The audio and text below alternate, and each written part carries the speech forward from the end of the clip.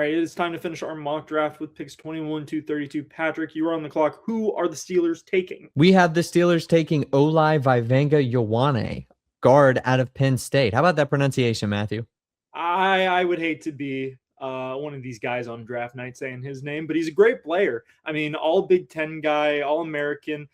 He's got a lot of starts in his college career. And, the Steelers they probably are the team that needs a guard in this draft the most. Obviously, quarterback is a need, but I can't see them reaching for Ty Simpson here. So I think you take the best guard in the class. It's kind of a no-brainer at 21. Another year, and they, again, don't know exactly what is going to happen with Aaron Rodgers. So, yeah, I just think unless they trade out of it or trade down, they're going to probably take somebody on the offensive line, take a safe pick. And I think that that's good. And it appeases Rodgers. I don't know. They're in a little bit of like a franchise purgatory right now, but they're in a different era, but it's still a bit of a mess. And I thought I wouldn't say that about the Steelers, but being held hostage by Aaron Rodgers really sucks this time of year. I've never liked them. I've never liked Aaron Rodgers. I don't want to go on record saying that. I've never liked Aaron Rodgers because this is what he does. How can you grow your team when you don't know the fate of your quarterback? When Aaron Rodgers does, but he just doesn't care. If we keep going, I'm going to start ranting about him. Oh no, hey, that's fair. All right, we have at 22 the Chargers taking Akheem Mesidor, edge out of Miami, one of the older rookies in this draft class. Yeah, edge is a need for the Chargers. Their offensive line, I guess you could argue here, but we've had a run of O-linemen go, so it's kind of, I don't know. I think that edge is probably the pick here. And Mesidor is a really good rusher here. 63 tackles, 12 and a half sacks in 2025, 4 forced fumbles, which is pretty solid. First team All ACC. I like Mesidor a lot. He's very compact. He's a little slow at 4.9, but I don't know. I don't really think the way they're going to play, maybe the speed isn't really important. I don't think it's too much of a detriment. I think the age is probably the biggest thing that teams are looking at, but he's ready to play now. And I think that's part of the reason why we have him going to the Chargers. They definitely could go O-line here. I get it. A lot of people would be screaming and saying that they should. We just don't have any trades here. So maybe if they move up a couple picks and get an offensive lineman, or they could take the next guy who we do end up having coming off the board. It's really a toss-up. I think both of those guys could have their team switch, both the prospects, and they'd be okay. Full acknowledgement, they could definitely take an offensive lineman here, but Akheem Mesidor at 22 is almost in the late range for him.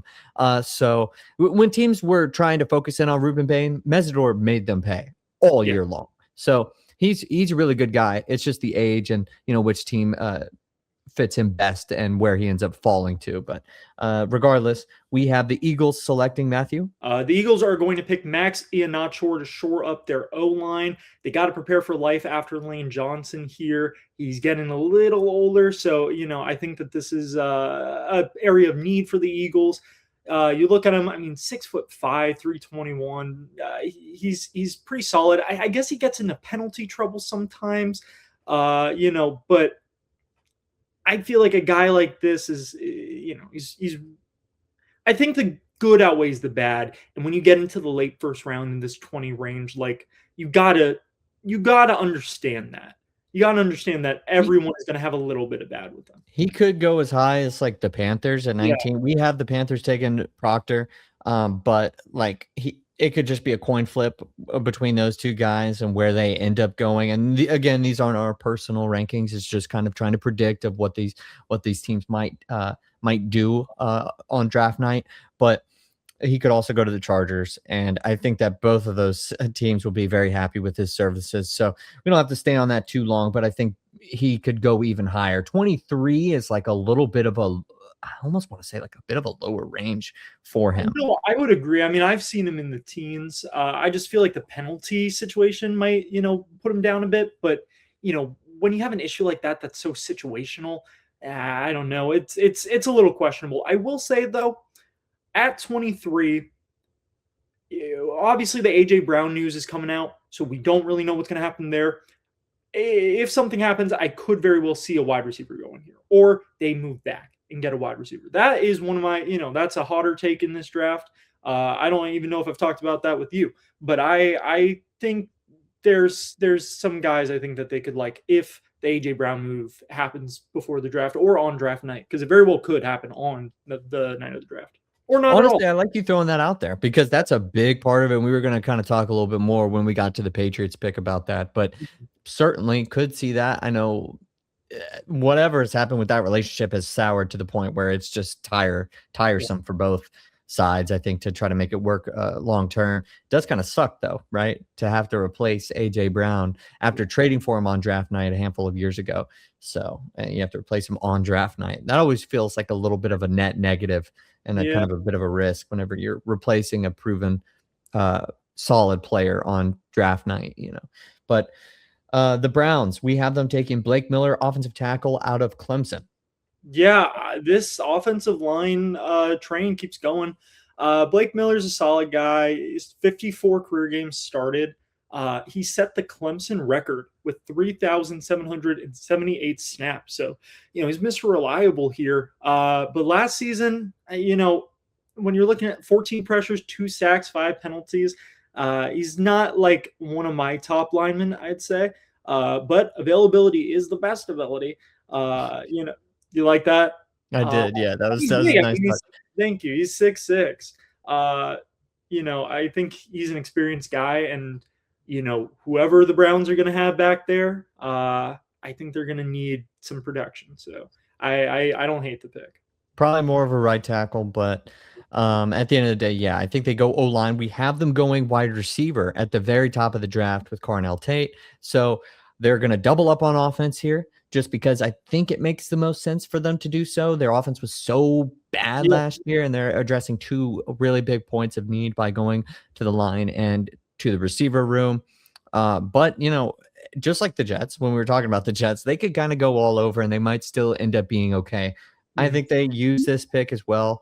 I don't think that this is too much trade potential unless somebody needs to go up and Yeah, wants to offer even more. But I don't really know if I see that as far as some of the players that are left on the board. I think that now that there's a clear difference in some of the guys being selected after the Eagles pick. But at 25, we have the Bears taking another Clemson player, this time on the other side, a defensive tackle, Peter Woods. yeah. Peter Woods is the first D tackle off of the board in our draft. But I think he commands it. I think he's a pretty good run stopper in the middle of the line, 99 career tackles. And he's pretty explosive for a guy at his size. 4.75 40, 1.67 10-yard split. It's not bad. The arms are a bit of a concern. They're a little short, but I think that Peter Woods is a pretty solid pick here to be the first D tackle off the board. Yeah, it gives them a little bit of juice on the defensive line. I'm not against it. We'll have another defensive tackle right after it. Yeah. So, but we're going to talk a little bit about that for the Bills. But I think this is good. And I don't really know who else I see maybe trade down territory. But let's Yeah. move into the Bills pick really quick because we have them taking another defensive tackle, this time out of Ohio State, Kayden McDonald. I think we both looked at that and we're like, okay, it makes sense. They get somebody on the defense, they get somebody on the defensive line. But are they going to want to, take a defensive tackle here? Maybe they end up trading out, try to save a little bit of cap, go defense maybe at the top of the second, or instead somebody else is looking to move up. Just feels very much like there's a lot more possibilities than just taking Kayden McDonald here for the Bills. And they have, their needs include edge, linebackers, and corners Yeah. and the safeties. Like it includes most of the defense. So Yeah.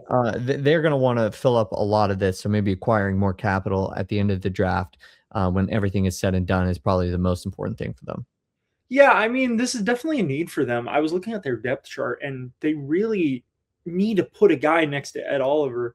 But like you said, I really think a lot of these picks in this part of the draft could be swapped out with people genuinely like, trying to re-enter the first round, like, or just enter the first round in total. I'm not gonna, say any, Akib Talib said Broncos are gonna make a big move night 1 of the draft. I'm not saying we need to take his word for it, but when we get to the later part, I mean, maybe we need to start, paying that some attention. But still, McDonald's is a solid player. I think that they would not hate having him on their line, but like you said, like I think that this could be trade territory, but I also think a lot of these picks could be trade territory. So All right. Well, I think now we have number 27, the 49ers. Who do they select, Matthew? the 49ers are going to get a value pick here with Caleb Lomu, who probably should have gone a lot sooner in this draft, but we have him falling to the 49ers. This is a huge need for San Fran. Trent Williams is getting older. Jake Brendel, they're getting older.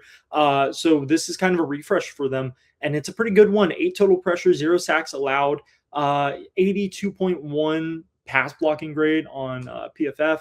And he's big, 6'6", runs a 4.99. Maybe his run blocking's a little not at the level of his pass blocking, but I still think that this is a pretty, it's a good pick, and this is probably a guy who should have gone earlier.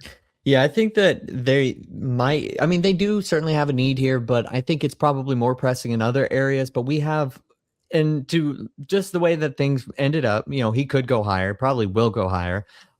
It's a good value pick for them, so they take best player available.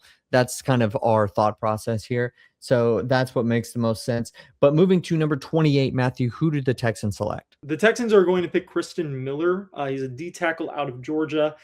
This definitely fits a need. It's not their biggest need. I'd say it's probably more of the O-line, but Christen Miller is still a pretty solid prospect here. If we're looking at his college numbers, 10 solo tackles, 1.5 sacks. But, his scouting report has him at the best pass rush win rate among a lot of these D tackles in the class. So, sometimes you got to look at it's what we talked about literally right at the top of this class is the potential versus the production. And I think that's the case here with Christen Miller. And I think the Texans are going to fall in love with him. And I think here's another thing I'll throw out because I think that this is a good pick for them. But if they do go O-line, I think that they would be willing to trade up a little bit because I think the playoff game last year was so bad. And that was just such a mess. Maybe they end up seeing if Lomu does fall to, past the Eagles, maybe there is a world where they do trade up a couple spots, give up another pick just because they see a difference maker on the offensive line there. I could see that. But I think that this is a decent pick for them. Yeah. A lot of the good ones have already gone. So I agree. Yeah. All right. At number 29, we have the Chiefs taking Colton Hood, cornerback out of Tennessee. Yeah, they went wide receiver in the top 10. You could have maybe had them taking corner there, but I think they get a solid guy at the end of the first round.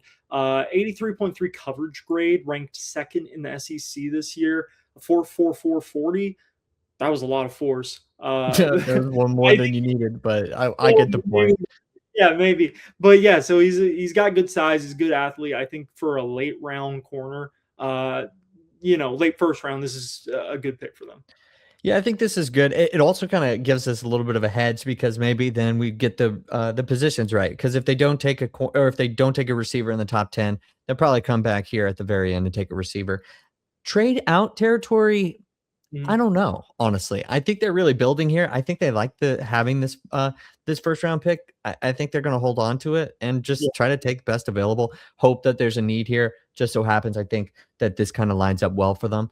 But moving to the Dolphins, we kind of have gone back and forth with the receivers, and we're really kind of stamping, our claim here. And we're saying that we're going to have another receiver, Denzel Boston, wide receiver out of Washington, go in the first round to the Miami Dolphins, pick number 30. Yeah, and there's a couple wide receivers we considered here. Obviously, KC's still on the board, a couple good guys. But Denzel Boston, he had a rough combine, but I still think that teams are going to look at him, and I think that this slide for him makes sense at 30. They need to put someone in front of Malik Willis after getting rid of everybody. I mean, there is nobody in that offense, and I think that he's a pretty solid. I mean, he's definitely not at that level, but it's a good starting point. 11 touchdowns on the season. He's a big outside receiver, 6'4". We had him as a combine loser, but I think that they can look past that because it's just such a glaring need for them. And I think Denzel's the pick. Yeah, I mean, especially now, right? It makes the most sense. But Sometimes the picks don't make any sense, and maybe they go take Ty Simpson, and that really solidifies Malik Willis's status as a bridge quarterback here. I'm just saying. I'm just saying. You never know, because the Patriots and the Seahawks are definitely probably trading out. We talked about that before. So maybe the Dolphins just go on ahead and say, hey, why not? Let's just go take a QB, because that's just maybe what we do. We don't make the greatest decisions at all times. Always just feel like throwing that out. Kind of popped into my head. All right, at number 31, the Patriots select Malachi Lawrence from UCF. This is who we were talking about last episode.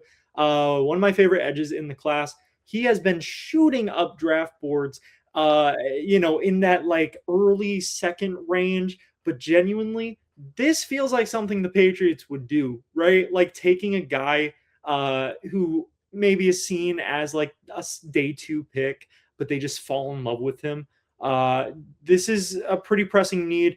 I was thinking maybe, Denzel Boston gets picked. Maybe they panic and they, take KC concept, but I don't think they're going to do that. I think they're going to get Lawrence here, who, in 2025 was pretty dominant. He had a huge jump up in between years, 7 sacks, and his combine was just so good. 6'4", 253, ran a 4.5, 240. This is a guy who I just love Malachi Lawrence. Like I'm a big UCF guy, so I'm glazing a little bit. But doesn't this feel like something the Patriots would do? Yeah, I mean, it's certainly a different regime, but I could see it. Also, too, I don't think that this is bad when you look at it, and it like a reach necessarily. Like you Yeah. get a really valuable position, one of the top valued positions outside of quarterback in today's game, and they are probably going to go get AJ Brown here eventually. So I don't think that they Yeah. are really in the market to go take another wide receiver. I like the KC Concepcion mentioned, because I think he's probably going in the top of the second. So regardless, they could take him, and I don't think anybody would be too mad. They need to completely redo their wide receiver room regardless. So getting him plus AJ Brown isn't bad, but I think they go edge here. And it makes sense from, by all accounts. If they trade out though and get to the top of the second, because some other teams are trying to get something, or maybe somebody's trying to hop in front of the Seahawks if they keep it. I think that's fine too. But moving to the Seahawks though, the last selection of the first round, who do they take? This is a guy who he fell in our draft, but I think that he fills a need for the Seahawks really well. We are going to go with Emmanuel McNeil-Warren out of Toledo. The Seahawks lost a lot of key guys on defense, and there's a lot of places they could go here. They could go running back, but I don't think they want to force that. They could go edge. I think that they want to figure out the DB situation, and McNeil's a good start. He first team All MAC, All American guy. He's got a pretty good frame for a safety, 6'3". His 4.5, 240 is fine.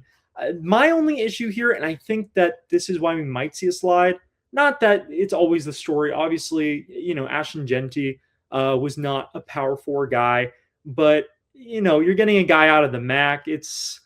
You never know. But I think that his talent, he has good upside. So I like him here to the Seahawks, who desperately need him. Yeah, there's always some reservations taking small school guys, but you try to trust your scouting a little bit here. I'm in a complete agreement that I don't think the Seahawks are going to try to force running back here, because I don't think that would look great. Plus, you're at the end of the first round, so the contracts are different.